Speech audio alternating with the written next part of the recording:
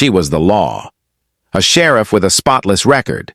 A woman who had spent her entire career putting criminals behind bars, standing tall in a uniform that demanded respect. She was known for her discipline, her strength, her unwavering sense of justice. In a city where crime ran rampant, she was the one people trusted to restore order. A wife, a mother, a protector.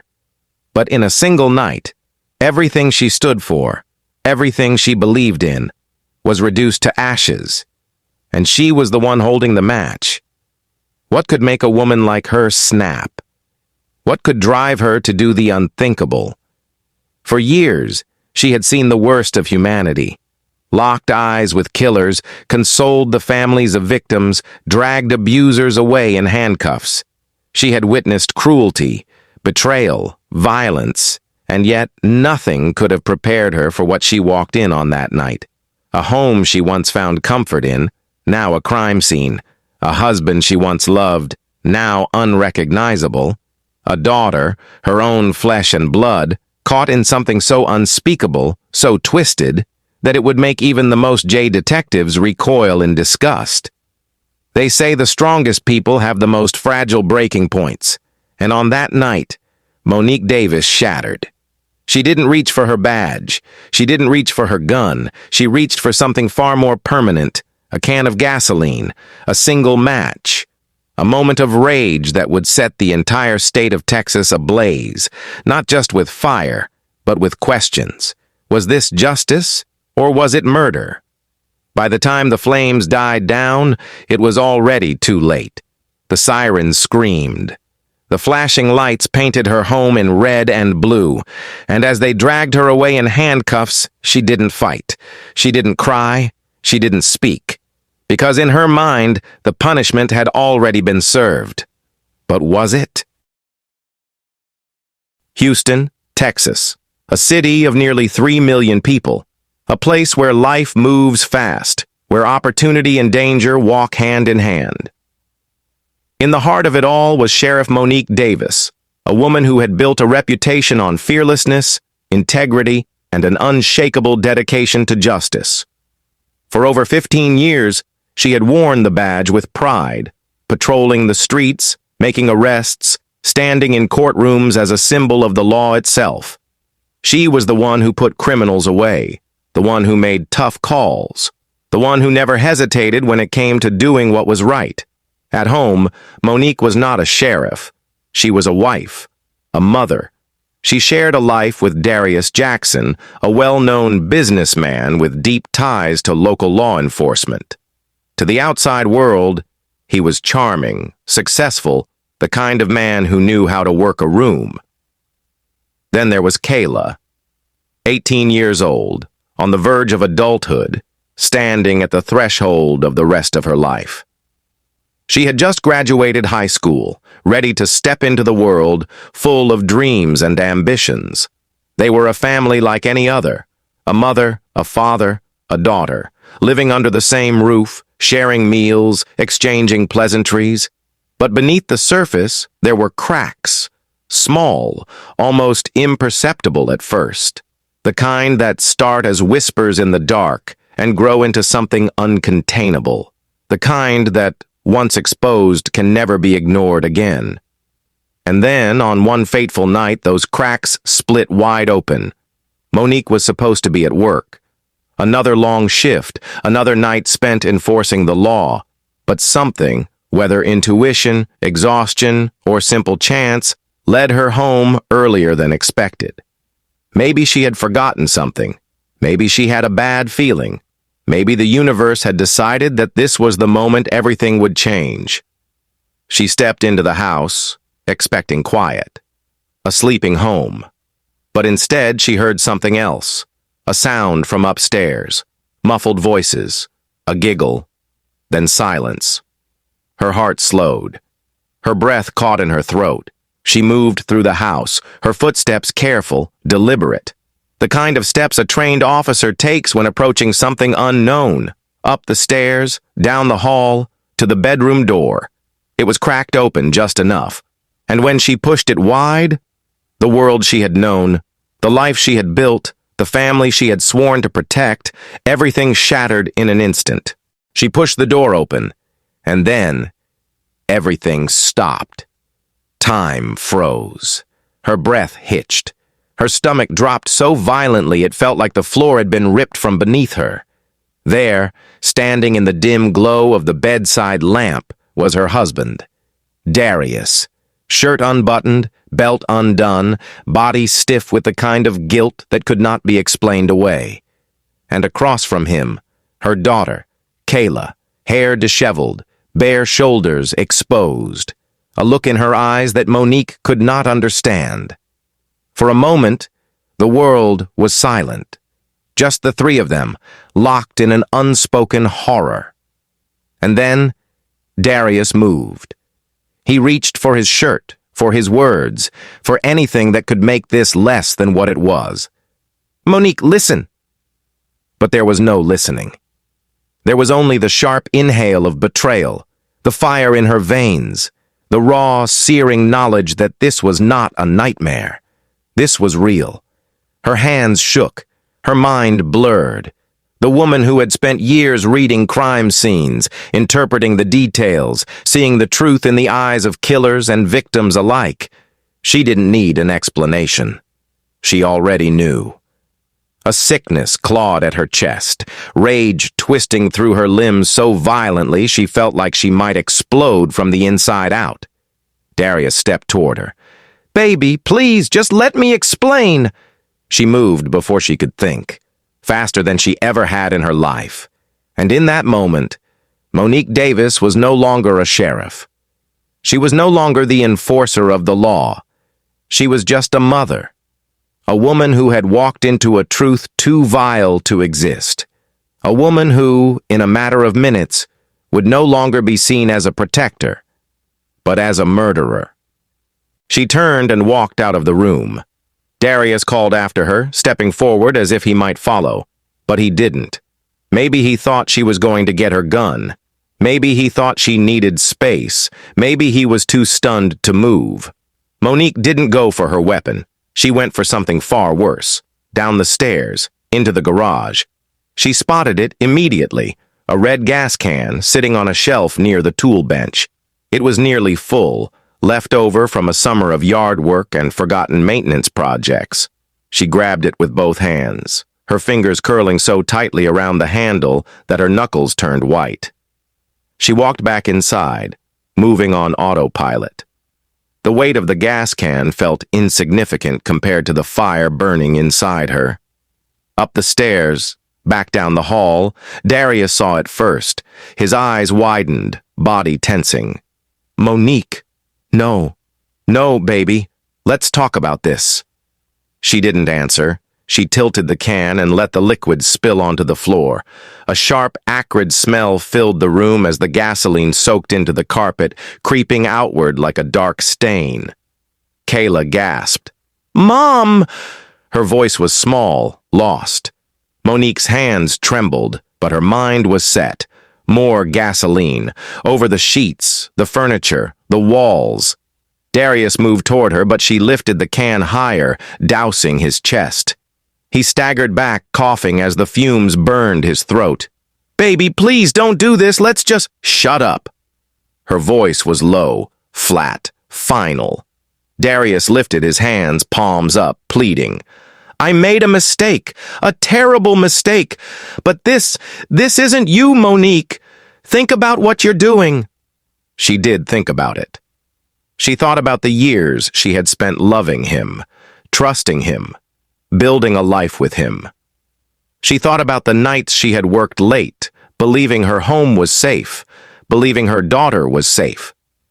She thought about every single victim she had ever comforted, every woman who had come forward with stories of abuse, betrayal, pain. She had always been the one to bring them justice, to tell them they weren't alone. And now, who would bring justice for her? Her hand reached into her pocket. Darius took a step back. "Monique, please." She struck the match. A small flicker of orange in the darkness. Then, all at once, fire. The flame met the gasoline-soaked floor, and in an instant, the room exploded into light. The heat surged upward, swallowing everything in its path. Curtains shriveled into blackened husks. Flames licked at the walls, climbing higher, faster. Smoke billowed outward, thick and suffocating. Darius screamed, a guttural, primal sound. Kayla stumbled backward, her body shaking, her face streaked with terror. Monique stood there, watching as the fire devoured the bed they had shared. Watching as the man she had loved, the man she had trusted, turned into a living torch before her eyes. Darius collapsed, thrashing, his screams twisting into something inhuman. The air filled with the stench of burning flesh. But Monique didn't move. Not until the fire alarm began to shriek. Not until the smoke thickened, clogging her throat, stinging her eyes. Not until Kayla's coughing turned into sobbing. And that's when reality cracked through the haze of rage. That's when she realized. This house was no longer hers. It was a crime scene, and she was the suspect.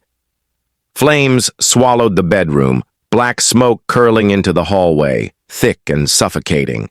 The fire spread faster than she anticipated, creeping along the walls, consuming everything it touched.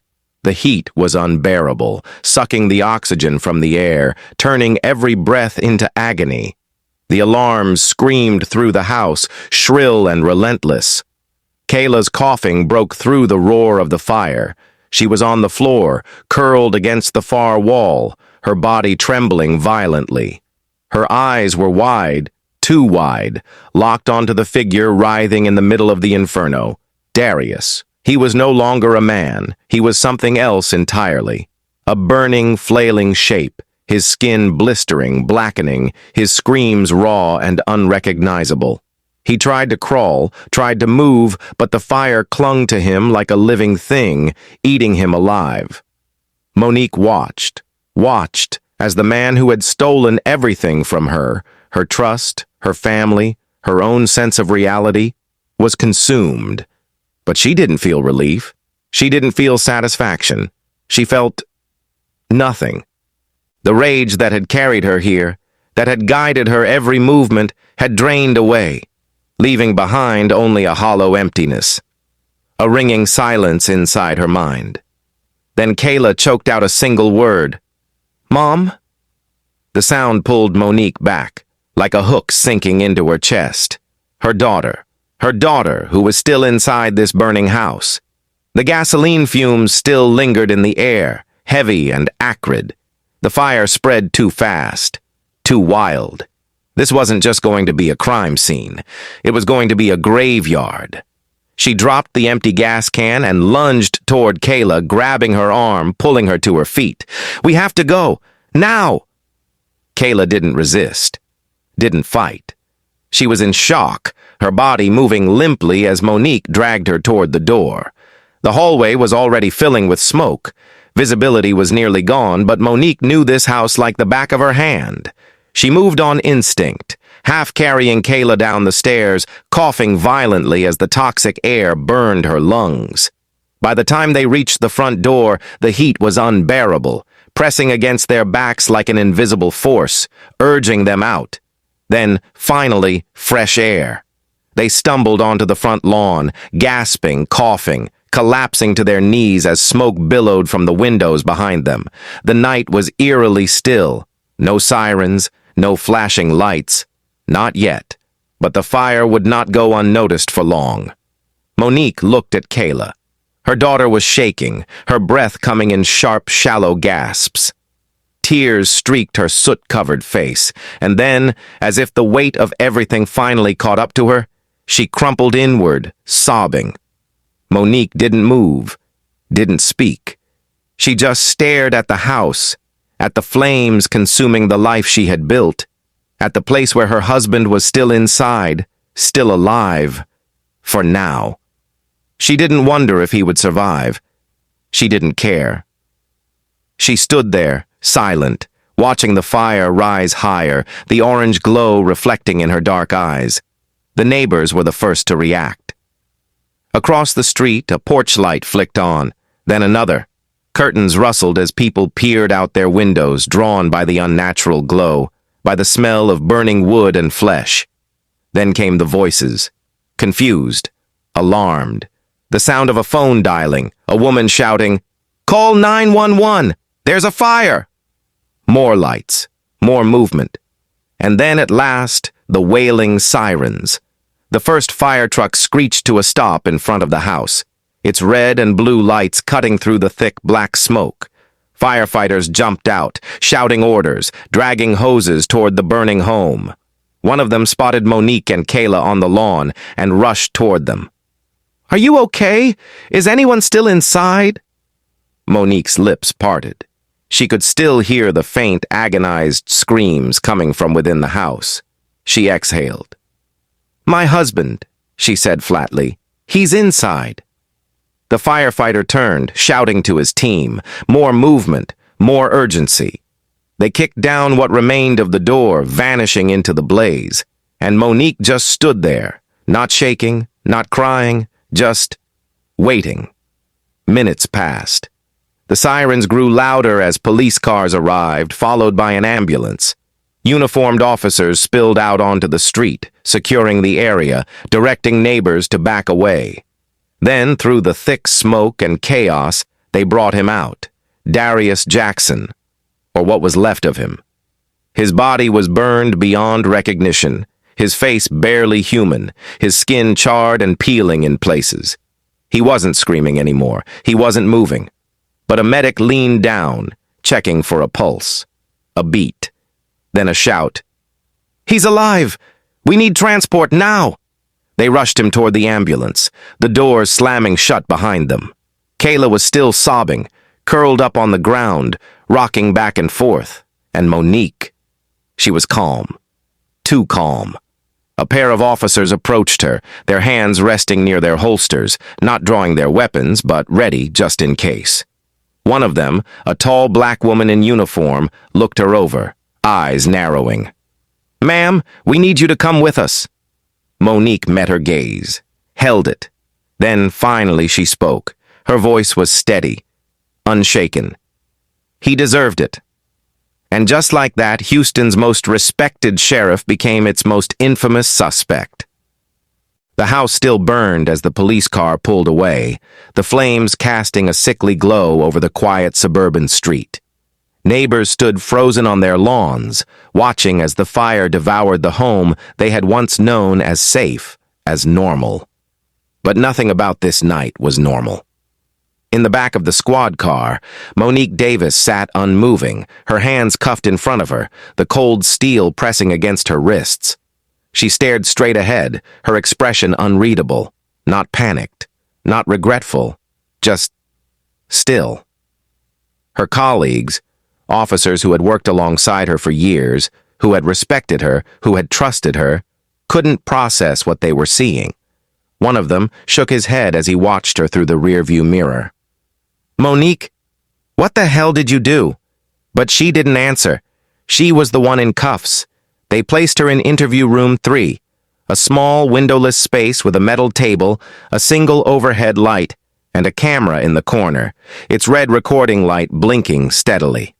She sat down, her fingers interlaced, staring at the tabletop. A minute passed, then 5, then 10. She didn't move. Then the door opened, and Detective Tillman stepped in, a manila folder in his hands. He had known Monique for years. They had worked cases together, had trusted each other with their lives. And now he had to interrogate her. He pulled out a chair and sat across from her, setting the file down between them. "Monique," he said, his voice low, controlled. "Help me understand what happened tonight." She didn't respond. Tillman sighed, rubbing his temples. "You know how this works. We can sit here for hours, or you can talk to me.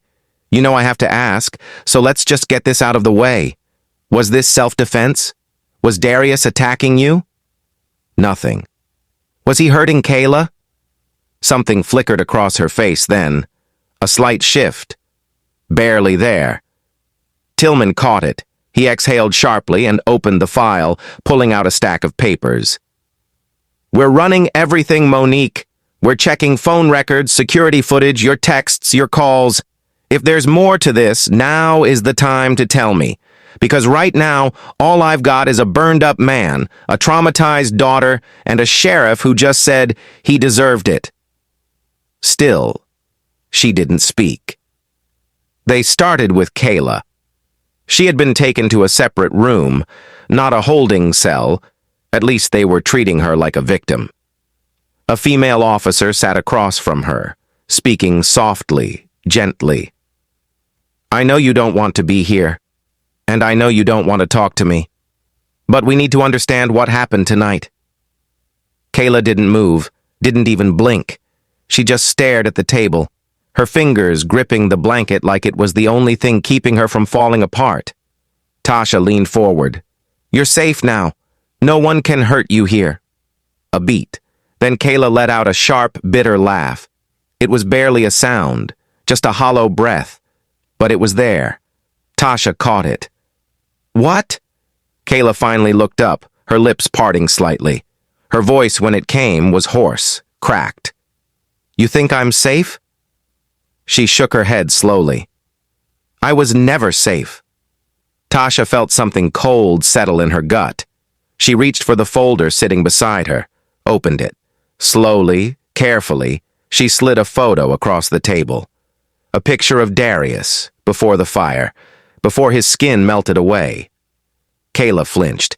"Kayla, did he hurt you?" A pause. Then Kayla licked her lips, eyes flickering toward the door, as if expecting him to walk through it. As if the reality of what had happened hadn't quite sunk in yet.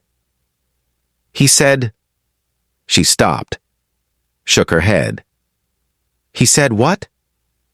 Kayla swallowed. Her fingers tightened on the blanket. "He said it wasn't wrong." Her voice was barely above a whisper. "That I was his blood. That meant I belonged to him." Tasha's jaw clenched. "Did your mother know?" Kayla let out a breath. "I don't know. Maybe she did. Maybe she didn't want to." Her voice broke on the last word. Tasha pushed a little further. "Did you ever try to tell her?" Kayla didn't answer. She just turned her head away, pressing her lips together. Tasha sighed. She didn't want to push too hard. The girl was already fragile, teetering on the edge of something dangerous. But they needed answers. "Kayla, did your father ever threaten you?" Silence. Then, slowly, Kayla lifted her gaze, and for the first time, Tasha saw something there. Fear. Deep, raw fear. "He didn't have to," Kayla whispered, and that's when Tasha knew. This wasn't just about one night. This had been happening for years, and no one had stopped it. Until now. The trial of Sheriff Monique Davis was not just a legal battle. It was a public spectacle. This was a premeditated murder. Monique had the training, the knowledge, the experience. She knew how to handle situations under pressure. And yet, instead of calling for backup, instead of reporting the crime, she took matters into her own hands. Monique's attorney wasted no time painting a different picture. Imagine walking into your home, the place where you should feel safest, and finding your husband, the man you vowed to love, to build a life with, betraying you in the worst possible way. Would you stay calm? She shook her head. Would you think rationally? Or would the pain, the rage, the sheer devastation consume you? Monique Davis was a woman pushed beyond her breaking point. This was not premeditation. This was a mother who walked into hell itself and lost control. Kayla was called to the stand. Her hands trembled as she took her seat, the microphone in front of her amplifying her shaky breath. "Tell us about your relationship with your father," the prosecutor said. Kayla swallowed hard. He told me it was normal, that it was our secret." Her voice cracked. "He said I belonged to him." The jury deliberated for 4 days. When they returned, the entire courtroom held its breath. In the matter of the state of Texas versus Monique Davis on the charge of first-degree murder, we find the defendant guilty. Monique didn't flinch, didn't cry, didn't react at all. Monique Davis was sentenced to 35 years in prison. And just like that, it was over. Darius Jackson died alone in a hospital bed, his body wrapped in bandages, his skin burned beyond recognition. Kayla? She vanished from the public eye, changed her name, moved away. Some say she tried to start over, but the internet never forgets. The whispers will follow her forever. And Monique?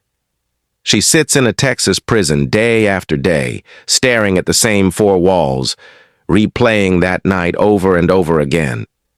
Was it worth it? Would she do it again? The world may never know. Justice or revenge, a mother's instinct or a crime that cannot be excused. The line between right and wrong is never as clear as we think. Let me know in the comments. What do you think Monique deserved? I'll be reading every response.